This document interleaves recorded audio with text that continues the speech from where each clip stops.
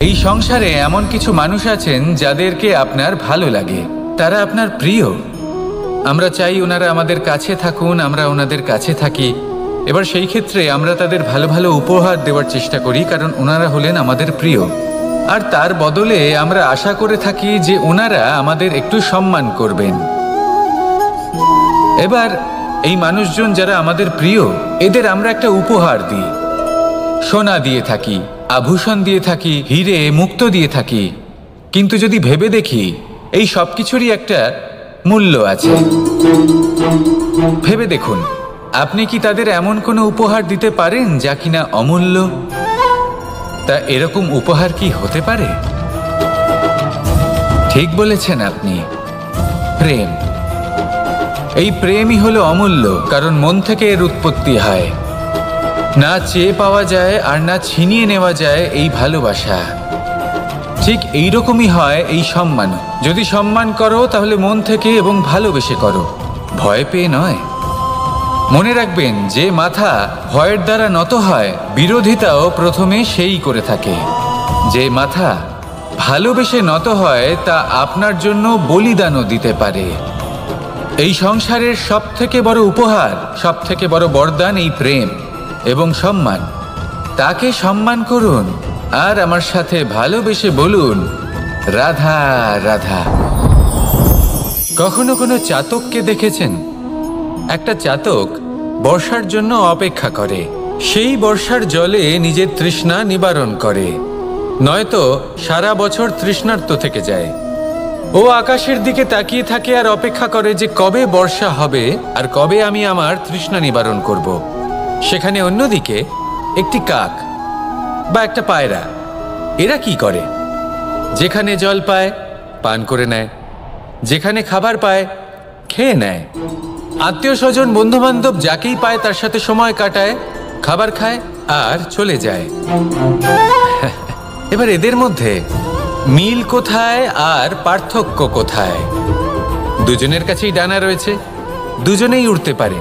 এই আকাশ হলো ওদের, খাবারের দানা ওদের। পার্থক্য হলো তাদের অভিলাষার, পার্থক্য হলো তাদের আকাঙ্ক্ষার, পার্থক্য জীবন যাপনের ধরনের। এবার যত বেশি আকাঙ্ক্ষা থাকবে, যত দামি জীবনযাপন করার ইচ্ছে থাকবে, তত বেশি কষ্ট আপনাকে সহ্য করতে হবে। আবার অন্যদিকে জীবন যত সরল হবে, জীবনযাপন যত সরল হবে, সমস্যা ততটাই কম হবে। তাই সবসময় চেষ্টা করবেন আপনার মানসিকতা এবং আপনার জীবন যেন সরল হয়। ভালোবাসতে থাকুন। যদি কেউ আপনাকে ভালোবাসে, তাকেও আপনি ভালোবাসা ফিরিয়ে দিন। তাদের সাথে কথা বলুন, কিছু তাদের কথা শুনুন, কিছু নিজের কথা বলুন। দেখবেন সকল তাপ উত্তাপ দূর হয়ে গেছে। এটাই তো হলো জীবনের সারমর্ম। তাই প্রেমে থাকুন, ভালোবাসুন, আর ভালোবেসে আমার সাথে বলুন, রাধা রাধা। ক্ষমা একটা অত্যন্ত সুন্দর শব্দ, আমার খুব প্রিয় শব্দ। কিন্তু এই ক্ষমা কখন আর কিভাবে প্রয়োগ করতে হবে সেটা বোঝা প্রয়োজনীয়। এক, যদি আপনি কোনো অন্যায় করেন আর ক্ষমা না চান, ক্ষমা প্রার্থনা না করেন, ক্ষমা চাওয়া থেকে এড়িয়ে যান, তাহলে তাতে আপনারই ক্ষতি হবে। কিভাবে? ক্ষমা না চাইলে মনের মধ্যে অহংকার জাগ্রত হয়, আর অহংকার তো প্রকৃত অর্থে আমাদের ক্ষতিই করে। দুই, কেউ যদি অপরাধ করেন, আপনার থেকে ক্ষমা না চান, তাহলে তাকে ক্ষমা করবেন না। ক্ষমা হলো অত্যন্ত অমূল্য, আর না চাইতেই কাউকে ক্ষমা দান করা এটা উচিত নয়। তিন, যদি কেউ আপনার সাথে অনুচিত কিছু করেন, অপরাধ করেন, আর আপনার থেকে ক্ষমা চান, তাহলে তাকে ক্ষমা করে দিন। তাতে আপনার অন্তরের করুণাবোধ জাগ্রত হবে, প্রেম জাগ্রত হবে, আর তা আপনার জন্য শুভ হবে। চার, যদি আপনি নিজে কোনো অপরাধ করেন, তাহলে অবশ্যই ক্ষমা চাইবেন। তাতে আপনারই লাভ হবে। কিভাবে? সামনের ব্যক্তি আপনাকে ক্ষমা করুক বা না করুক, আপনার অন্তরের অহংকার ক্ষীণ হবে, আর এই মন আরো নির্মল হয়ে উঠবে। এই ক্ষমা অত্যন্ত অমূল্য। ভেবেচিন্তে একে ব্যবহার করুন আর আমার সাথে ভালোবেসে বলুন, রাধা রাধা। একবার একজন গুরু তার শিষ্যদের পরীক্ষা নিচ্ছিলেন। উনি ওনার প্রত্যেক শিষ্যকে একটি করে পাখি দিয়ে বললেন সেই পাখির বলি দিতে হবে, কিন্তু এমন এক স্থানে যেখানে কেউ তাদের দেখতে পাচ্ছে না। প্রত্যেক শিষ্য নিজের যাত্রা শুরু করল। কেউ ঘন বনে প্রবেশ করল, কেউ অন্ধকার গুহায় প্রবেশ করল, কেউ দূরে কোনো পর্বতের শিখরে পৌঁছে গেল। যে মুহূর্তে দেখলো তাদের কেউ দেখতে পাচ্ছে না, তারা সেই বলি দিতে চেষ্টা করল। যেই বলি দিতে গেল, সেই পাখি আলোর কিরণে পরিবর্তিত হলো এবং লুপ্ত হয়ে গেল। একজন শিষ্য ছিল যে আবার গুরুর কাছে ফিরে এলো। সে বলল, ক্ষমা করবেন গুরুদেব, কিন্তু আমি এমন কোনো স্থান পেলাম না যেখানে কেউ আমাকে দেখতে পাচ্ছে না। অন্য কেউ না দেখতে পেলেও আমি নিজে দেখতে পাচ্ছিলাম, আমার অন্তর্মন দেখতে পাচ্ছিল।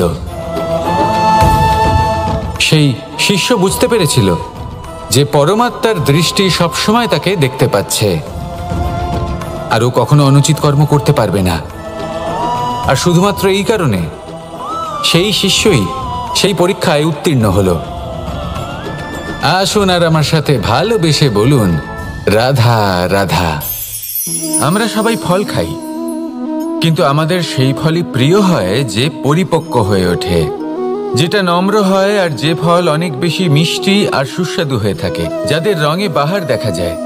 সেইভাবে জীবনে আমরা নানান মানুষের সাথে পরিচিত হই, কিন্তু সেই মানুষই আমাদের মন ছুঁয়ে যায় যারা বিনম্র স্বভাবের, যাদের বাণী খুব মধুর, যাদের অন্তরে আত্মবিশ্বাসের একটা তেজ, একটা রং দেখা যায়।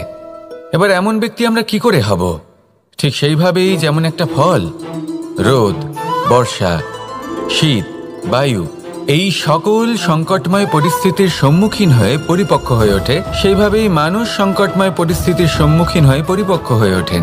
যদি এই সংকটের সম্মুখীন হন তাহলে অভিজ্ঞ হবেন, আর এই অভিজ্ঞতাই শিক্ষা দিয়ে যাবে। এই অভিজ্ঞতা আমাদের শিখিয়ে দেয় যে আমাদের বিনম্র থাকতে হবে। অহংকার করে কোনো লাভ নেই। মধুর বাণীর যে কি মূল্য তা আমরা শিখতে পারি। এই অভিজ্ঞতাই আমাদের বুঝিয়ে দেয় যে উচিত অনুচিত কোনটা, আমাদের দৃষ্টিভঙ্গি তৈরি করে, আর এই দৃষ্টিভঙ্গি দ্বারা আত্মবিশ্বাস জাগ্রত হয়। সেই জন্য জীবনে কখনো বিপদ থেকে দূরে পালাবেন না, সেগুলোর সম্মুখীন হন, অভিজ্ঞতা লাভ করুন, তার থেকে শিক্ষা লাভ করুন, এইভাবেই পরিপক্ক হবেন। আসুন আমার সাথে ভালোবেসে বলুন, রাধা রাধা। মানুষ বর্তমানে নিজের জীবন অতিবাহিত করেন, কিন্তু তার জীবনে অতীতকাল এবং ভবিষ্যৎকাল এই দুটোরই সমান গুরুত্ব রয়েছে। অতীতকাল অতিবাহিত হয়ে গেছে এবং সেটা জীবিত থাকে আমাদের স্মৃতি হিসেবে, এবং ভবিষ্যৎ হলো সেটাই যেটা আমরা শুধুমাত্র কল্পনাই করতে পারি। এবার অতীতের কিছু স্মৃতি এমন থাকে যা আমাদের কাছে আনন্দময় হয় না, তা কটু হয়, দুঃখজনক হয়, যন্ত্রণাদায়ক হয়। আমরা যা কিছুই করি তা বদলে ফেলতে পারবো না, কিন্তু ভবিষ্যৎকাল সেটা আমরা রচনা অবশ্যই করতে পারি, যদি আজ আমরা শ্রেষ্ঠ কর্ম করি।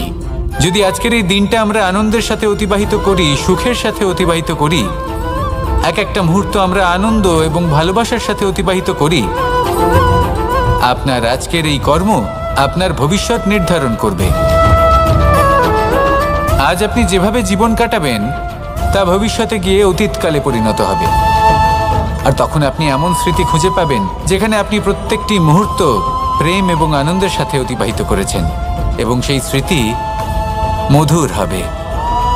তাহলে আজ শ্রেষ্ঠ এবং উচিত কর্ম করুন, আপনি নিশ্চিত রূপে একটি উজ্জ্বল, শুদ্ধ, পবিত্র এবং আনন্দময় ভবিষ্যৎ লাভ করবেন। আসুন আমার সাথে ভালোবেসে বলুন, রাধা রাধা।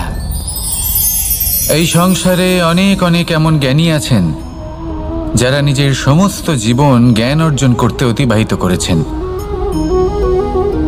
এই সংসারে এমন কোনো বেদ নেই, কোনো পুরাণ নেই, কোনো শাস্ত্র নেই, কোনো ভাষা নেই যা ওনারা জানেন না।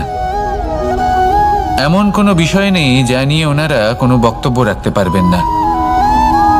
কিন্তু আমরা এই সকল জ্ঞানীকে কি ভালোবাসতে পারি? এনাদের সকলকে সম্মান করতে পারি না। কারণটা কি? দেখুন, বেদ পড়া একটি আলাদা বিষয়।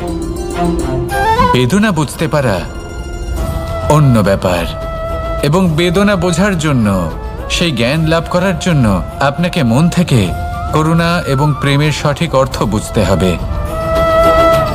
সামনের ব্যক্তির বেদনা বুঝতে হবে, তার যন্ত্রণাকে বুঝতে হবে। তারপর যে জ্ঞান আপনি অর্জন করেছেন বেদ থেকে, পুরাণ থেকে, শাস্ত্র থেকে, তা প্রয়োগ করে তার বেদনার নিবারণ করা, সেটা বেশি গুরুত্বপূর্ণ। সেই জন্য জীবনে শুধুমাত্র শাস্ত্র এবং বেদ পড়ে জ্ঞান অর্জন করতে সময় নষ্ট করবেন না। মন থেকে প্রেমের কি অর্থ সেই বিষয়ে জ্ঞান লাভ করার চেষ্টা করুন। করুণাও বুঝতে চেষ্টা করুন। একজন শ্রেষ্ঠ ব্যক্তি হয়ে উঠুন আর আমার সাথে ভালোবেসে বলুন, রাধা রাধা।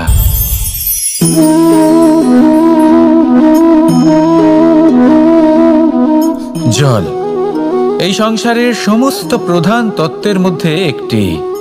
এই জল যে কোনো জ্বালা দূর করে, আগুনকে নিভিয়ে দেওয়ার ক্ষমতা রাখে, অবিরল অবিচল ভাবে প্রবাহিত হতে পারে, একে কেউ বাধা দিতে পারে না।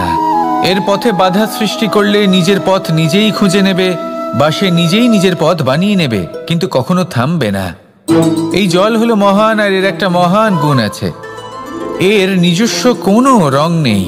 কিন্তু যখন মেঘ থেকে বৃষ্টিরূপে পৃথিবীতে ঝরে পড়ে, তখন সমস্ত সংসারকে রঙিন করে তোলে। যেখানে খরা হয়েছে সেখানে শ্যামল করে তোলে, যে স্থান শ্যামল সেখানে ভিন্ন ভিন্ন প্রকারের পুষ্প ফুটিয়ে তোলে। এই জল, এই জলের মতন আমাদের হতে হবে। ওর যেমন কোনো রং নেই, আমাদেরও যেন কোনো অহংকার না থাকে। শুধু কর্মের এই ধারাতে বইতে থাকুন, এই সংসারের মঙ্গল করতে থাকুন, শ্রেষ্ঠ কর্ম করতে থাকুন। এই সংসারকে এটা বলার কোনো প্রয়োজন নেই যে আপনি কে। আপনি যদি কর্ম করতে থাকেন, তাহলে এই সংসার নিজে থেকেই আপনার মূল্য জানতে পারবে, আর তখন এই মন প্রসন্ন হয়ে বলবে, রাধা রাধা। বড়ই অদ্ভুত ব্যাপার। একটি পাথরের প্রতিমা যখন মন্দিরে স্থাপিত হয়, তখন তা আমাদের কাছে ভগবান সম হয়ে দাঁড়ায়। কিন্তু যখন একজন জীবিত মানুষ মন্দিরে গিয়ে থাকেন, তখন তার শরীর, মন, আত্মা সেই সব পাথর সম হয়ে দাঁড়ায়। কিন্তু এমনটা আমি ঠিক কেন বললাম ভেবে দেখুন। মানুষ এটা চান যে কোনো পরিস্থিতি, যে কোনো স্থানেই তার বিজয় হোক, কিন্তু এখানে এসে সে পরাজিত হয়। এরকম ঠিক কেন হয়? সমস্ত খেলা হলো ভাবনা চিন্তার, বিচারধারার, দৃষ্টিভঙ্গির, উত্তরদায়িত্বের খেলা। পাষাণের এই প্রতিমা, তার একটি উত্তরদায়িত্ব আছে, আশা ধরে রাখার দায়িত্ব। সেই আশা জানিয়ে মানুষ মন্দিরে আসেন। তেমনি মানুষের একটি উত্তরদায়িত্ব আছে, যেটা সে ভুলে যায়। আর সেই উত্তরদায়িত্ব হলো এটা, যে মন্দিরে যে ভগবানকে সে প্রসন্ন করতে যাচ্ছে, তাকে সে তখনই খুঁজে পাবে যখন পূর্ণরূপে সে সমর্পিত থাকবে। যদি মনে সমর্পণের ভাব না থাকে, তাহলে ভগবান কখনো প্রসন্ন হবেন না। নিজের উত্তরদায়িত্ব বোঝার বদলে মানুষ শুধু একটা অনুষ্ঠান পালন করেন। যেমন ফুলের একটা মালা অর্পণ করেন, আর সেই কারণেই তিনি পরাজিত হন। আপনি ফুলের মালা অর্পণ করুন, প্রসাদ অর্পণ করুন, কিন্তু মনের মধ্যে পূর্ণ সমর্পণের ভাব থাকা প্রয়োজনীয়। তবেই আপনি মন্দিরে গিয়েও প্রাণবন্ত হয়ে থাকতে পারবেন, তবেই ঈশ্বরকে প্রসন্ন করতে পারবেন।